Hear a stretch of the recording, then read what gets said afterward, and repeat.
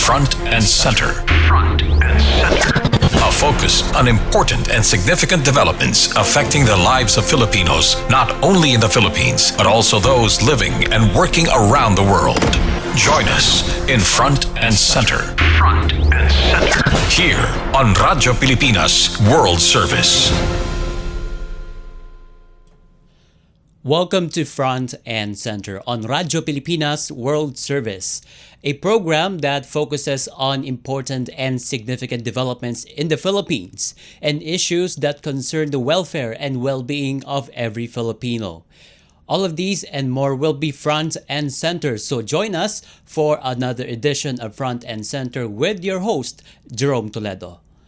The S&P or Standard & Poor Global Ratings on November 26 raised the Philippines credit rating outlook from to positive from stable. In its published report, S&P also kept the sovereign credit ratings at BBB plus for long term and A minus or A-2 for short term, citing the country's effective policy making, which delivered improvements in its credit metrics.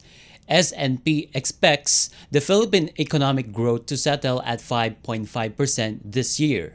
It added that while slower global economic growth may drag down the economy, growth in the Philippines should be well above the average for peers at a similar level of development.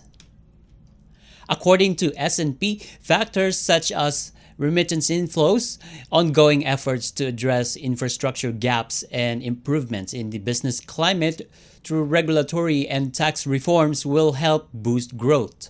Meanwhile, in an article from Corporate Finance Institute, there are factors that credit rating agencies use to determine the credit rating, such as per capita income, GDP growth, rate of inflation, external debt, economic development, and history of defaults. S&P also highlighted the improvements in the quality of expenditure, manageable fiscal deficits, and low general government indebtedness. What does this mean for business, and how helpful these positive credit rating to the country to attract more investments, and what can be done to achieve even further good credit rating? Let's listen and watch the interview of the program with the chairman of the Philippine Chamber of Commerce and Industry, Mr. George Barcelon. All right, Mr. George Barcelon, the chairman of the Philippine Chamber of Commerce and Industries.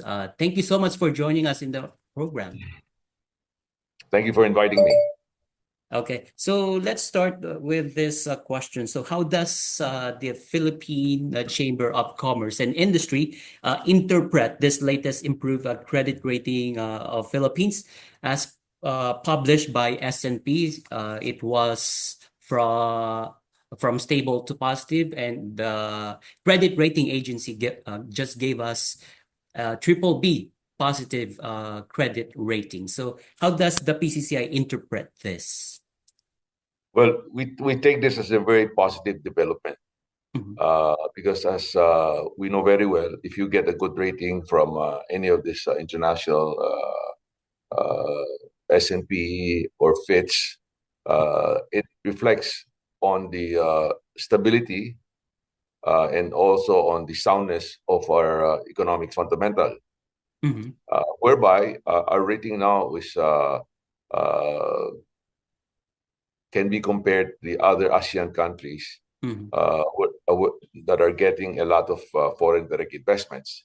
And having said that, this would put us in the same footing, wherein if countries that are looking into investment in the ASEAN region, definitely Philippines should be one of their destinations. Okay.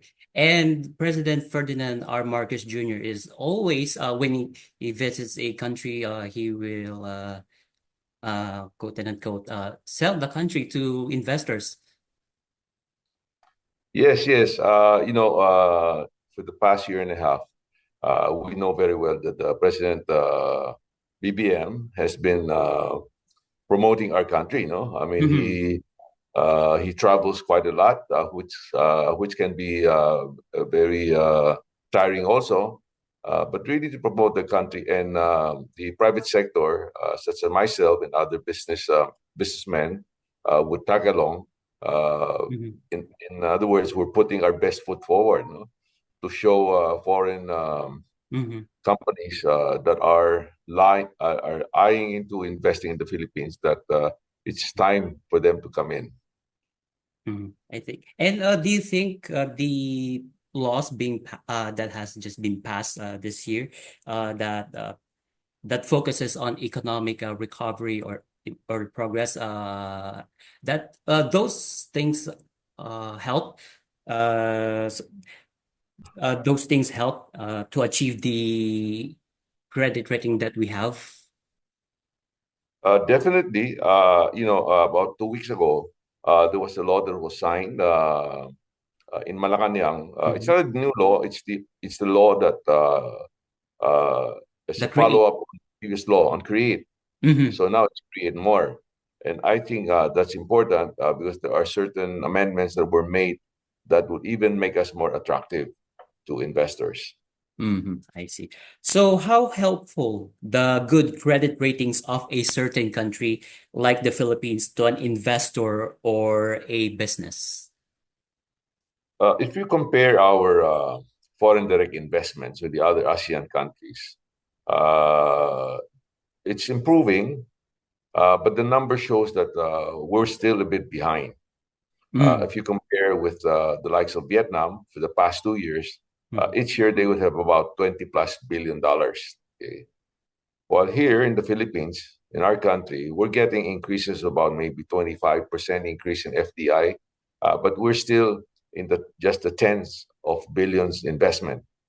okay. Now, as I said earlier, now that we are sort of equal footing with the other ASEAN countries in the rating, in their credit rating, that would be a good basis for investors to benchmark.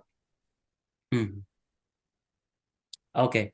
And also, the Marcos administration aims to reach the A rating for long-term loan. They call it Road to A rating. So, for that, Mr. Barcelon, what can you recommend to the government to further improve its credit rating? Well, the credit rating are based on many factors. Okay, and also by the fact that it's evidential based. If you have companies, foreign companies investing in our country, Mhm. and they see the benefit or the advantage, okay, relative to the other countries, that inadvertently would make our country even more visible Mhm. and evidential that the credit rating that is given to us, uh, Mhm. there's sound basis to it. And as we perform well economically, Mhm. I mean, they also look at the government debts as a percentage of GDP, Mhm. okay? And all of those factors, unemployment, uh, uh, food security, Mhm. political stability, and as they look into the Philippines and see that we are able Mhm. to be in that zone wherein it's attractive to invest in the Philippines, I'm Mhm. sure that the rating further down will also improve. But nothing wrong with what we're getting. Our rating Mhm. is very acceptable already. Mhm.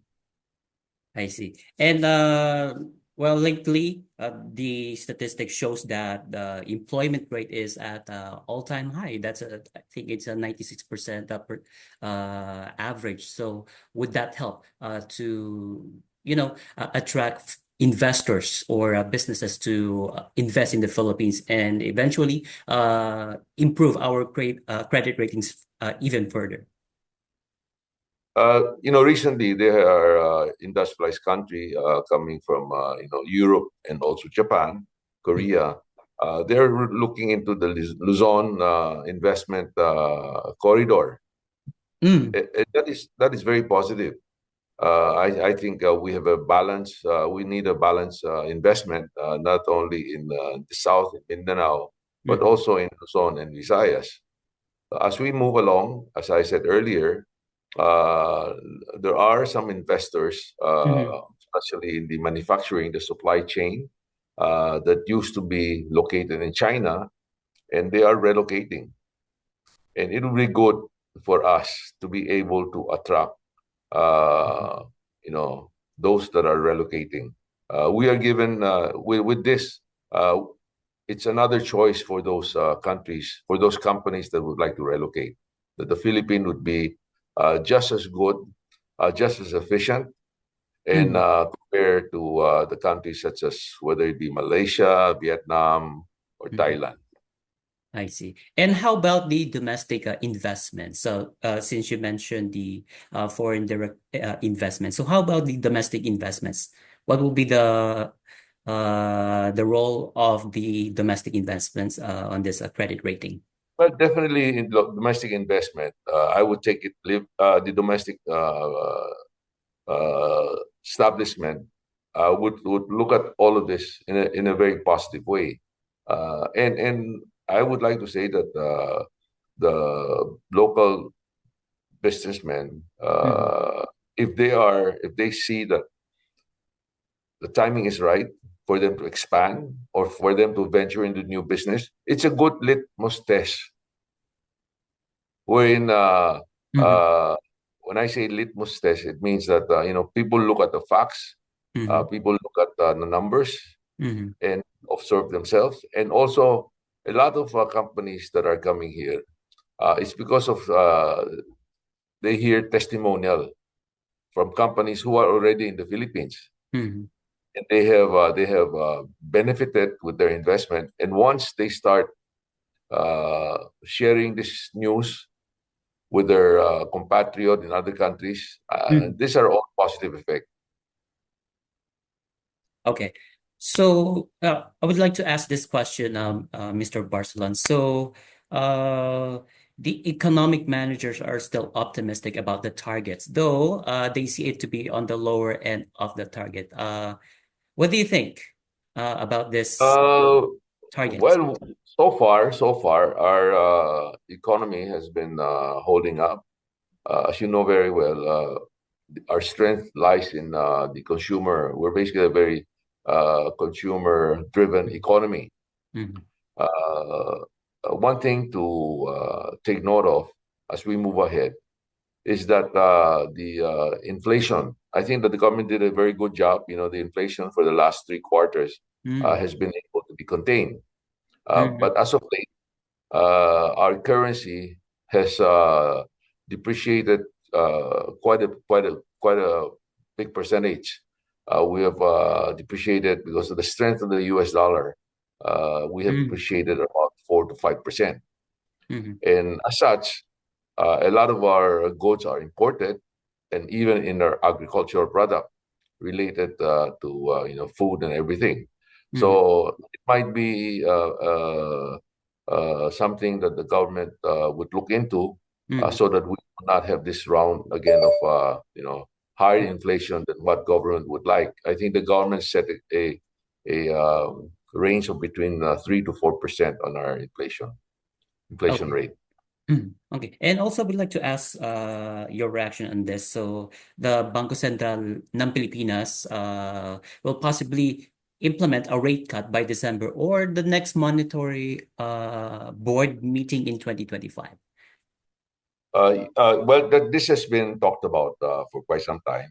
And of course, our rate cut usually mirrors the rate cut in the Federal Reserve in the United States. Okay? And originally, I think the U.S. Has planned to decrease the rate by another 25 basis points. But as of late, with the new administration coming, new administration of President Trump, there's a hint of the wait and see attitude on their side, on the Federal Reserve, before they decide to cut the interest rate. And I take it that same thing with our Banco Central. They would also take note of what is happening outside. I see. Okay, my last question for today, Mr. Barcelon. So, how does the PCCI sees the incoming Trump administration, given that his policies is more on a protectionist one, and how does this affect the industry in general here in the Philippines or in globally? So from what we've been hearing, the pronouncement of the President-elect Trump in the United States, that there will be increased tariff, that will be applied to friends or foes.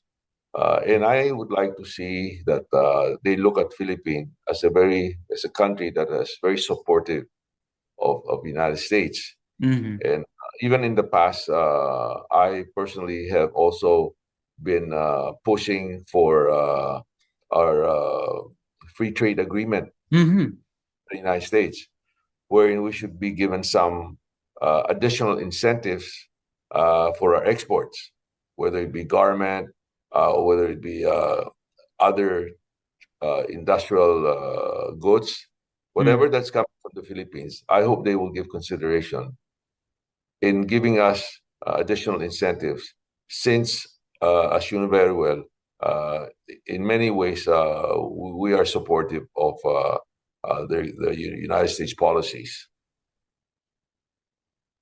Okay. All right. And with that, that'll be the end of the this discussion with you, Mr. Barcelon. So thank you so much for joining Thank us you. in the program. Thank Chairman you. of the Philippine Chamber of Commerce and Industry.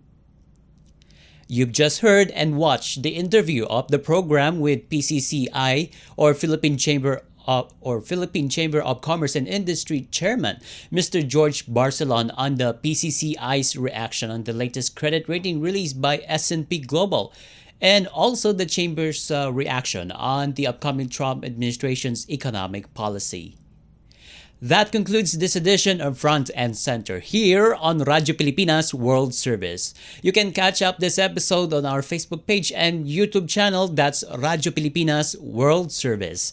Together with our producer Erwin Peñano and technical personnel Milo Janela, this is your host Jerome Toledo. Until next time, mabuhay and love the Philippines. You have just heard and watched Front and Center. Front and Center. Join us again for another edition here on Radyo Pilipinas World Service. Front and Center.